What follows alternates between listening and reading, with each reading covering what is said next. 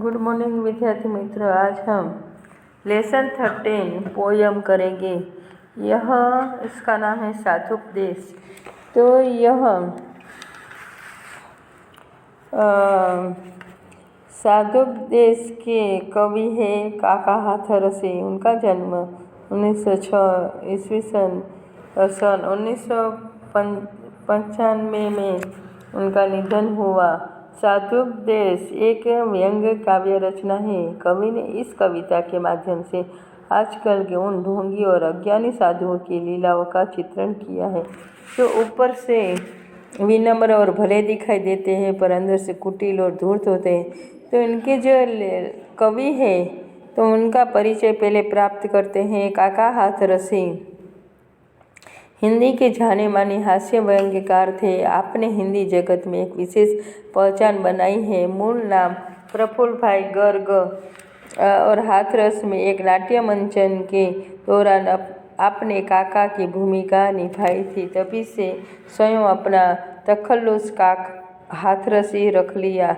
हिंदी के हास्य कवियों को मंच देने को श्रेय आपको जाता है। जहाँ कहीं भी हास्य कवि सम्मेलन आयोजित होते थे वहाँ काका की अनिवार्य अनुपस्थिति होती थी। हिंदी की सुविख्यात पत्र पत्रिकाएँ यथा धर्मयुग, साप्ताहिक हिंदुस्तान, वीणा आदि में आपकी काव्य रचनाएँ नियमित रूप से प्रकाशित होती रहती थी। कुल मिलाकर आपके नाम 42 संकलन मिलते हैं। काव्यंग्य हास्य के क्षेत्र में आपके सुपुत्र निर्भय हाथरसी का नाम भी प्रसिद्ध है। 1985 में आपको भारत पुरस्कार द्वारा प्रतिष्ठित पद्मश्री से सम्मानित किया गया। आप हिंदी अकादमी दिल्ली द्वारा प्रतिवर्ष काका हाथरसी पुरस्कार दिया जाता है।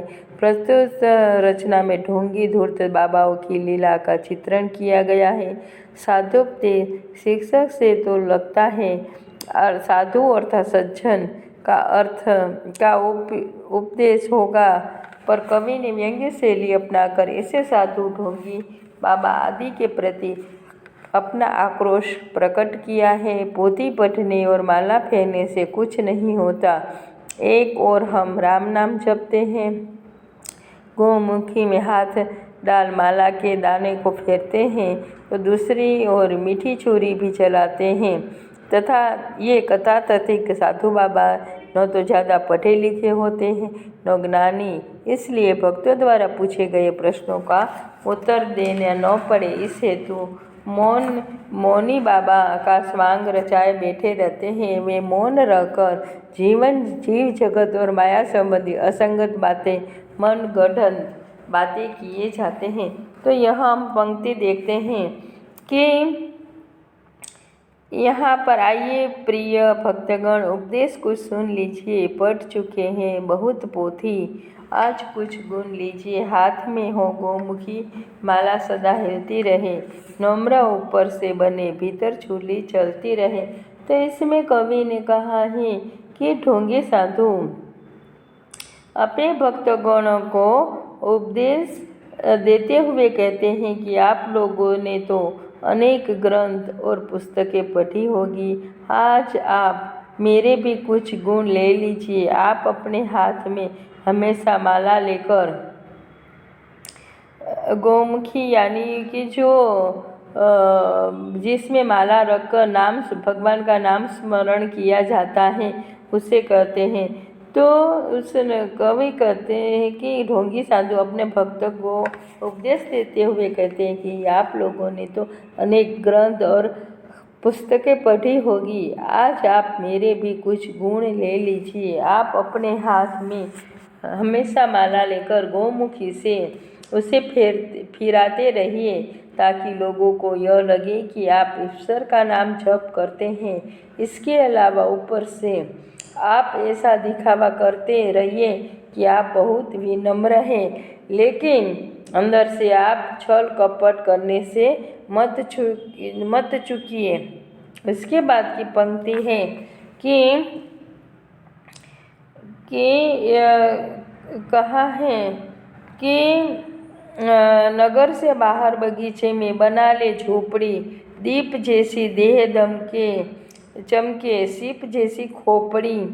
तर्क करने के लिए आ जाए कुछ सामने, खुल न जाए पोल, इस भय से मत लगे काँपने।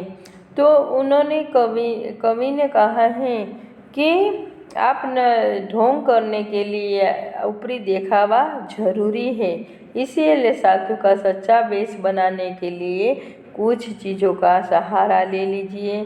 इसके लिए आपको नगर यानी शहर से दूर किसी बगीचे में एक झोपड़ी यानी कुटी बनाकर उसी में रहिए। सच्चा साधु दिखाई देने के लिए क्या करना है, मुंडन करा लीजिए, जिससे आपका सिर सीप की तरह चमकता रहे। शरीर का भी क्या करना है, चंदन आदि से श्रृंगार करते रहें, ताकि आपका शरीर क्या है, चमकता हुआ दिखाई दे। यदि कोई व्यक्ति आपसे किसी विषय पर तर्क करे तो उससे डरकर भयभीत न हो जाए कि आपकी पोल खुल जाएगी, बल्कि हिम्मत से काम ले और निडर बने रहें। तो उनके साधु बनने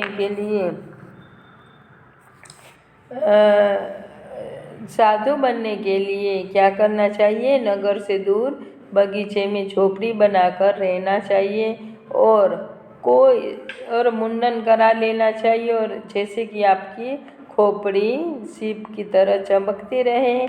और क्या करना है कि अपनी पोल न खुल जाए, इसके लिए क्या करना है,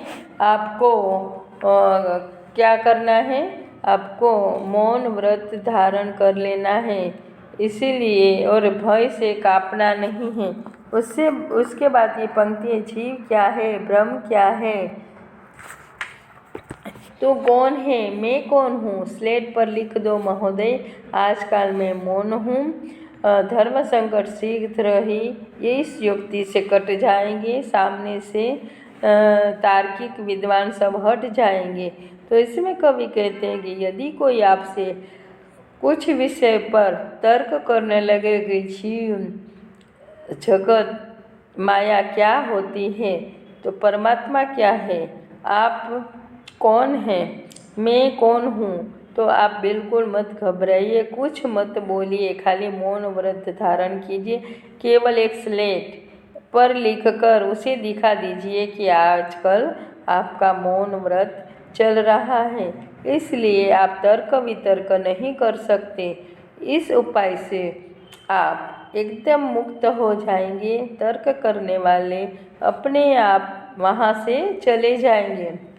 क्या करना है, तर्क से बचने के लिए क्या करना है, मौन व्रत धारण करना है। उसके बाद की पंक्ति है कि किए जा सकते निष्काम सेवा, सब फल इच्छा छोड़कर, यदि फल की जब सताए, खा पपीता तोड़कर, स्वर्ग का झगड़ा गया भय भी, नरक का छोड़ दे, पाप गढ़ पर जाए दो, काशी पहुंचकर फोड़ दे। तो यानी कवि कहते हैं कि आप बिना किसी कामना या इच्छा से लोगों की सेवा करते रहिए, फल की परवाह मत किए।